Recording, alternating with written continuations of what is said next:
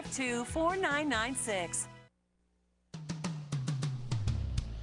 Welcome back. You're listening to the Cindy Laverty Show on CRN Digital Talk Radio. The live show is on Fridays from 10 to 11 a.m. Pacific Time, with replays on Saturday from 2 to 3 and Sunday 8 to 9 a.m. all Pacific Time. And you can follow all archive shows on my website at cindylavertyshow.com. And you can find me on Facebook and Twitter. So I'm just all over the place, starting to kind of like this Twitter thing. My guest today is David Kessler, and he is a grief specialist. Well, he does so many things. If you've missed part of this show, you should just go back and listen because he's amazing. His website is grief.com. That's pretty easy to remember, grief.com. Is there another site, David, that you want people to know about? Obviously, like you, we can be friends on Facebook, and I'm Kubler-Ross Guy on Twitter. And if anyone's interested in knowing more about the hospice or hospitals where I work at, that's Citrus Valley Health Partners, and it's www.cvhp.org.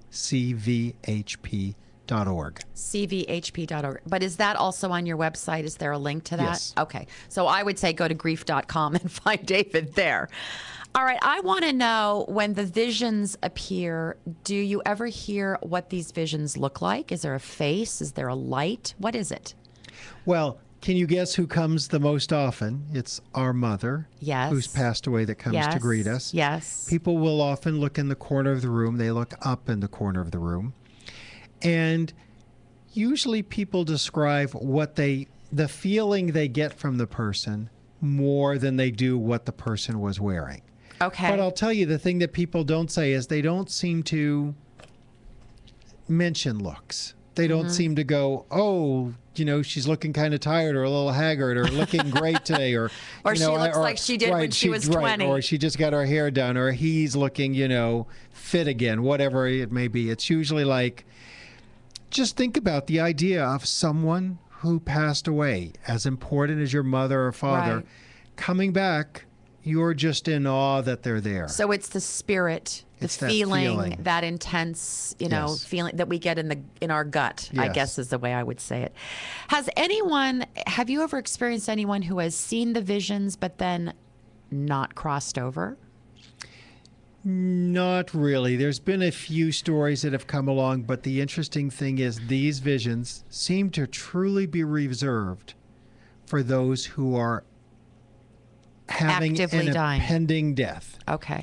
You don't sort of hear about someone who is trapped in an elevator, who's scared to death thinking they might die. Right. Or in a car accident that survives, all of a sudden, having a loved one visit. It's Okay. truly when people are dying. Okay. All right. Well, reading your book, it seems to me that the end of life is very kind. Well, I think that's the good news, that if you think about, we have this perception that we are born into, it's actually saying, you're born alone, you'll die alone. No, you're not. Well, what if, that there's only one coming out at a time and you're in a womb alone, unless you're a twin. But what if everything we know about death isn't true? Right. What if it's not living and dying into this aloneness, but instead arriving into a fullness? What if when we die, there's standing room only? That changes everything. Oh, it totally changes everything. And all right, let's talk about the trips before we have to go to our long mid-break here. But in my work with families, because I work with seniors a lot, there's a lot of talk, maybe weeks before, about getting everything in order.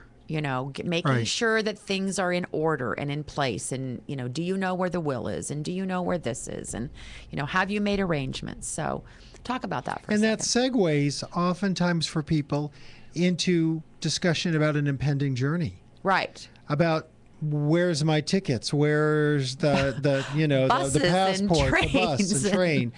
And the word hospice actually comes from an old Latin word that means a way station where you rest before your final journey. Right. And people don't ever talk about it in terms of a heavenly journey. They talk about it as an earthly journey. People don't go, well, the chariots are about to come here so I can ascend to heaven. They're kind of like, where's the tickets? Where's the bags? I got to get them packed.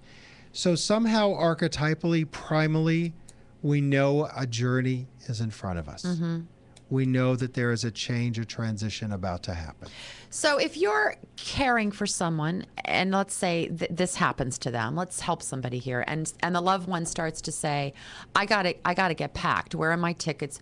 What should you do? Should you pack a bag? Should you create tickets? Tell me about your trip. Tell me about your trip. Tell me where you're going. Okay. Tell me what you're hoping for. All right. What do you think it'll be? One of the stories I love is literally a woman was sitting with her elderly father who said to her, well, you know what? We're not going to have time for the story. I can tell if that's our music coming up, but I'll save it for you because it's a good story. It's about trips. So, but do you think you should pack a bag if somebody's really intent on this? No, but I don't think you really need to pack the bag, but I think you need to go with it. You need to go with it. I think you need to go with it. Maybe get the little suitcase out. I think you just need to have go it with there. it. Okay, I like that. Just go with it. All right, stay with us. You're listening to the Cindy Laverty Show. I'll be right back.